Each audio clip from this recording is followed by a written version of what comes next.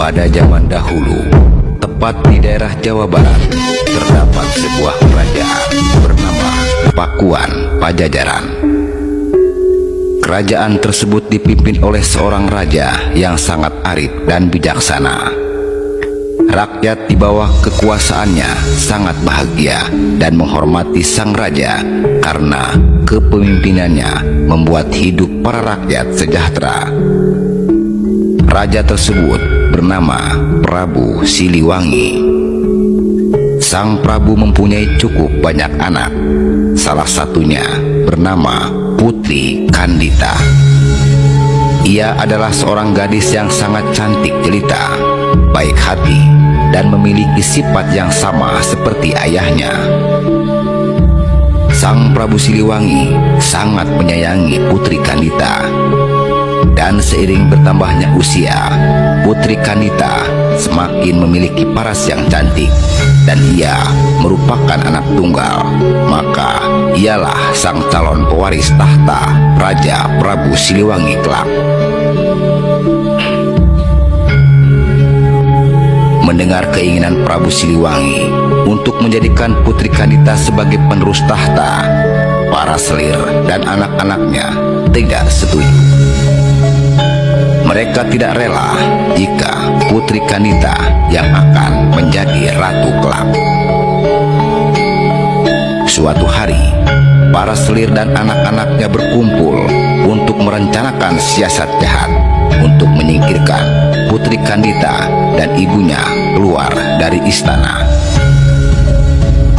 Untuk melancarkan rencananya, mereka meminta bantuan kepada seorang penyihir sakti yang tinggal di sebuah desa terpencil yang memiliki berbagai macam ilmu hitam. Suatu hari, tanpa sepengetahuan raja, para selir dan anak-anaknya mendatangi penyihir tersebut. Dan dengan memberikan imbalan yang diminta sang penyihir, selir dan anaknya ingin Putri Kandita serta permaisurinya diberikan kutukan agar tidak menjadi pewaris tahta sang raja. Tanpa menunggu lama, sang penyihir melaksanakan tugasnya. Dengan ilmu hitam, ia menyihir Putri Kandita dan ibunya agar menderita penyakit kusta. Suatu hari, ketika bangun dari tidur, Putri Kandita dan ibunya berubah menjadi buruk rupa. Tubuh yang awalnya mulus, bersih dan kuning langsat, seketika langsung berubah. Tubuh keduanya dipenuhi dengan borok dan mengeluarkan bau yang tidak sedap. Putri Kandita dan sang permaisuri mengidap penyakit kusta yang tak kunjung sembuh. Prabu Siliwangi yang merasa heran melihat penyakit aneh pada kedua orang kesayangannya itu langsung memanggil tabib istana untuk melakukan pengobatan. Tetapi setelah dicoba dengan berbagai macam ramuan, sang tabib istana tetap tidak bisa menyembuhkan mereka. Penyakit Putri Kandita dan ibunya semakin parah. Tubuh mereka semakin lemah karena tidak dapat mencerna makanan dan minuman. Putri Kandita yang masih muda dapat bertahan terhadap penyakit yang dideritanya. Namun sang ibunda yang sudah tua ternyata tidak dapat bertahan hingga akhirnya menghembuskan napas terakhir.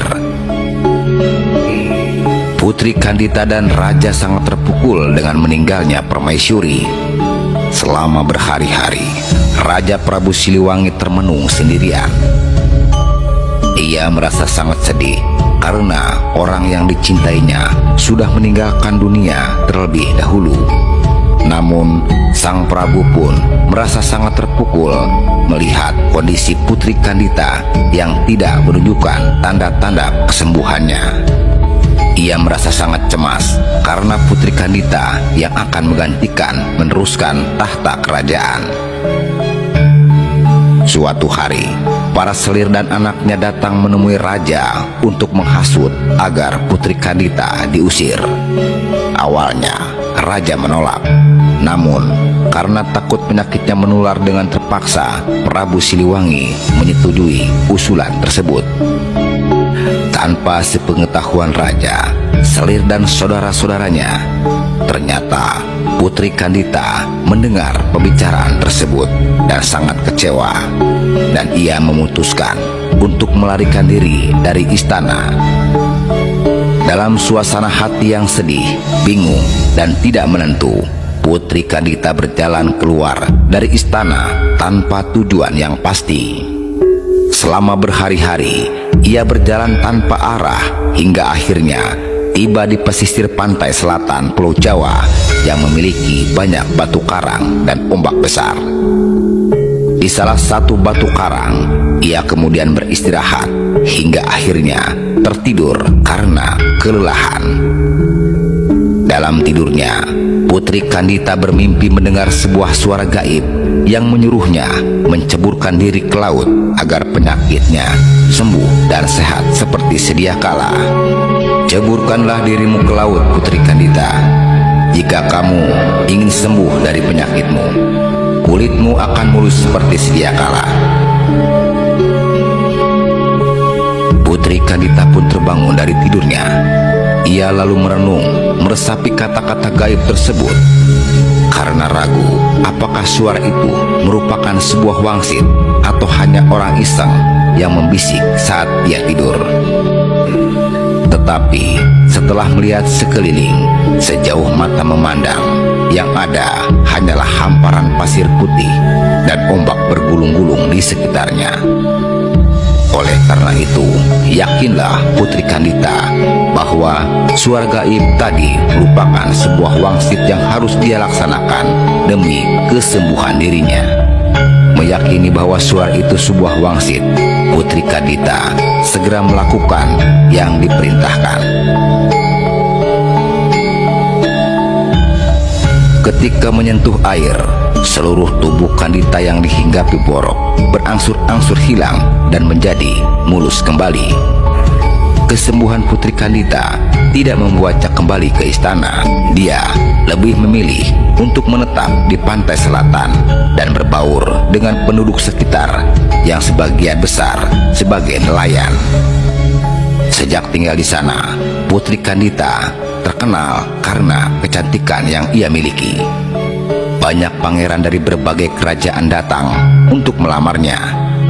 Namun, dari sekian banyak yang melamarnya, Putri Kandita sama sekali tidak tertarik. Sebagian dari mereka mundur karena Putri Kandita mengajukan syarat yang sangat sulit. Salah satu syaratnya adalah mengadu kesaktian di atas gelombang pantai laut selatan. Ternyata dari sekian banyak laki-laki yang beradu kesaktian, tak seorang pun mampu mengalahkan Putri Kandita.